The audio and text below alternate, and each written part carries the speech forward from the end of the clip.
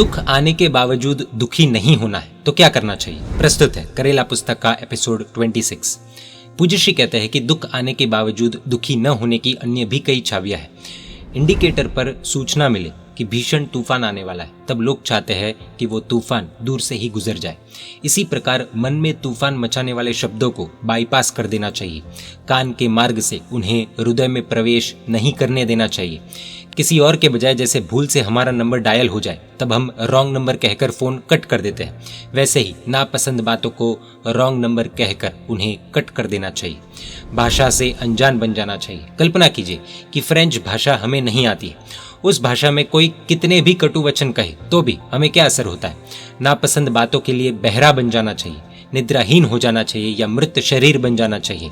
बहरे को, सोए हुए को और मृत व्यक्ति को कड़वे शब्दों का क्या पता चलता है? जीवन में समय समय पर हम भांति भांति की भूमिका निभाते हैं। इन विविध भूमिकाओं को निभाने की कला का उपयोग कड़वाहट से बचने के लिए क्यों नहीं करें? जैसा दुखद परिस्थितियों के लिए व्यवहार करते हैं वैसा ही दुखद व्यक्तियों के लिए भी करना चाहिए। मैना श्रीपाल की कथा में आता है कि धवल सेठ श्रीपाल कुंवर के पिता तुल्य उम्र वाले वृद्ध व्यक्ति हैं। अपने जहाजों में भले ही भाड़ा लेकर श्रीपाल कुंवर को यात्रा करवाई है। धवल सेठ के लिए कहा जाए तो ये प्लस पॉइंट है और माइनस पॉइंट तो प्रचंड है। धवल सेठ ने श्रीपाल कुंवर को जहाज से समुद्र में फेंक दिया था। श्रीपाल कुंवर की अप्सरा जैसी 2 पत्नियों को अपना बनाने के लिए षड्यंत्र भी रचा था। श्रीपाल कुंवर निम्न जाति का है ये सिद्ध करने का षड्यंत्र रचा था और अंत में छुरी से श्रीपाल कुंवर की हत्या करने के लिए तैयार हो गया था। हालांकि पायदान चूक जाने से नीचे गिरा और उसकी छुरी उसी की छाती में घुस जाने से उसकी मृत्यु हो गई। लेकिन श्रीपाल कुंवर उत्तम आत्मा है। उन्होंने उनके किसी माइनस पॉइंट को आगे नहीं किया और मात्र पितृतुल्यत्व जहाज में सहयात्री इस प्लस पॉइंट को आगे करके एक पुत्र की भांति उसकी सभी मरणोत्तर विधियां संपन्न करके श्रद्धांजलि अर्पण की।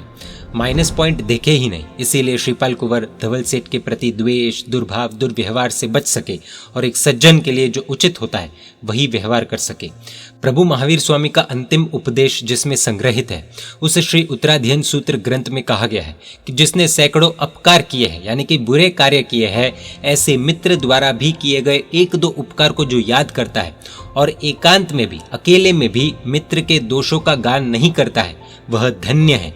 सैकड़ों कांटों के बीच गुलाब एक ही होने के बावजूद पौधा गुलाब का ही कहलाता है।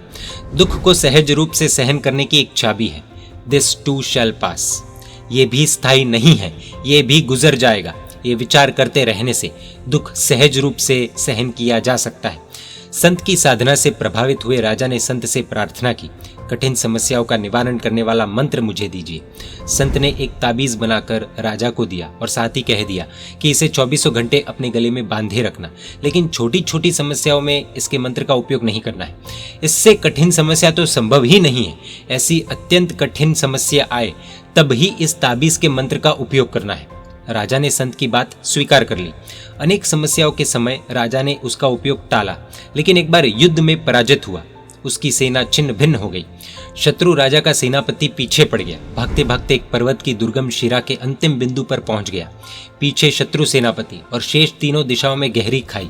जब चारों ओर से मौत की नौबत आ जाए, ऐसी विकट परिस्थिति आए, तब क्या करना चाहिए? घबराना चाहिए? इसके बाद क्या होता है उसके पहले एक उदाहरण देखते हैं। एक जंगल में गर्भवती हिरणी को अपने बच्चे को जन्म देना था। वो हिरणी एक ऐसे स्थान पर थी कि उसके पीछे अत्यंत तेजी से बहती नदी थी और सामने घास का मैदान था। हिरणी ने घास के मैदान में जाकर बच्चे को जन्म देने का विचार किया, इसलिए वो उस दिशा में आगे बढ़ने लगी। इसी दौरान उसकी प्रसूति की पीड़ा भी शुरू हो गई। अचानक उसी समय आकाश में घने बादल घिर गए और बिजली कड़कने लगी। उसने देखा कि घास पर बिजली गिरी और वहां आग लग गई है। ये दृश्य देखकर हिरणी घबरा गई। उसने बाई ओर देखा तो उसने अपनी ओर तीर से निशाना लगा रहा एक शिकारी दिखाई दिया। उसने दाई ओर देखा तो उसे एक भूखा विकराल सिंह अपनी ओर आते दिखाई दिया। चारों ओर मृत्यु मुंह फैलाए खड़ी है। ऐसी स्थिति में हिरणी क्या कर सकती है? इधर प्रसूति का भी समय हो गया है। ऐसी घटना को स्टोकेस्टिक प्रोबेबिलिटी थ्योरी का उदाहरण कहा जाता है।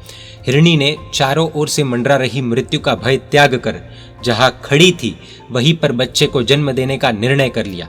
दूसरे ही क्षण पूरी परिस्थिति बदल जाती है। शिकारी पर बिजली गिरती है और वो अंधा हो जाता है। इससे उसका निशाना चूक जाता है और तीर हिरणी के बदले सिंहों को जाकर लगता है। वो घायल होकर गिर जाता है। उधर मूसलाधार बारिश शुरू हो जाने से आग भी बुझ जाती है। हिरणी ने तत्क्षण एक नाजुक और निरोगी बच्चे को जन्म दिया। कितना सुंदर परिणाम आया। प्रश्न, लेकिन चिंता छोड़ देने से हर बार सुखद परिणाम मिलेगा ही, ऐसा नियम तो नहीं है ना। उत्तर देते हुए पूज्यश्री कहते हैं कि चिंता करने से जो परिणाम आता है कंपैरेटिवली उससे तो निश्चित रूप से अच्छा ही परिणाम मिलेगा। राजा वाली कथा में आते हैं, चारों ओर से मंडरा रहे भय को राजा ने दूर धकेल दिया। इससे स्वस्थता प्राप्त होने पर उसे तुरंत संत का दिया ताबीज याद आया और राजा ने ताबीज खोला। चिट्ठी में लिखा मंत्र पढ़ा, यह भी स्थायी नहीं है, और उसके बिल्कुल हताश हो चुके दिल में आशा का संचार हुआ। उसका मन स्वस्थ हुआ और फिर विशिष्ट सूझबूझ से बच निकला। दोबारा सैन्य आदि तैयार करके युद्ध किया और अपना राज्य वापस प्राप्त किया। एक बार राजा अपनी राजसभा में बैठा था। इसी दौरान वो संत वहां पधारे। राजा ने उनसे सारी बात की, संत का उपकार माना। संत ने राजा से कहा कि आज दोबारा ताबीज खोलकर मंत्र पढ़ो। राजा ने पढ़ा। संत ने बोध दिया, राजन, ये राज्य वैभव भी स्थायी नहीं है, इसलिए इसमें पागल नहीं हो जाना अथवा अभिमान मत करना। हमें याद रखना चाहिए कि सुख एक स्वप्न है तो दुख एक मेहमान है। दोनों में से कोई लंबे समय तक नहीं टिकते हैं। हमें याद रखना चाहिए कि हिमालय और आल्प्स जैसे पर्वत भी कालक्रम में तितर बितर होकर सपाट मैदान बन जाते हैं, तो दुखों के पहाड़ों की क्या बिसात है। जालिम से जालिम दुख भी काल के समक्ष नहीं टिक पाते हैं। दिस टू शैल पास, यह दुख भी गुजर जाएगा। इसमें जो भी शब्द है वो संकेत देता है कि जैसे भूतकाल में आया दुख गुजर गया, वैसे ही वर्तमान दुख भी गुजर जाएगा। पूज्यश्री कहते हैं कि हमें अपना भूतकाल याद करना चाहिए, लेकिन ऐसा क्यों, जानेंगे एपिसोड 27 में। जीवन में दुख आए तब भी अगर दुखी नहीं होना है और दुख के पावर को घटाना है तो इस इंस्पिरेशनल, मोटिवेशनल, थॉट प्रोवोकिंग पुस्तक करेला www.hridayoddgar.com वेबसाइट से प्राप्त कर पढ़ सकते हैं। परमात्मा के आज्ञा विरुद्ध कुछ भी कहा हो तो मिच्छामि दुक्कडम। जय जिन शासन, जय महावीर।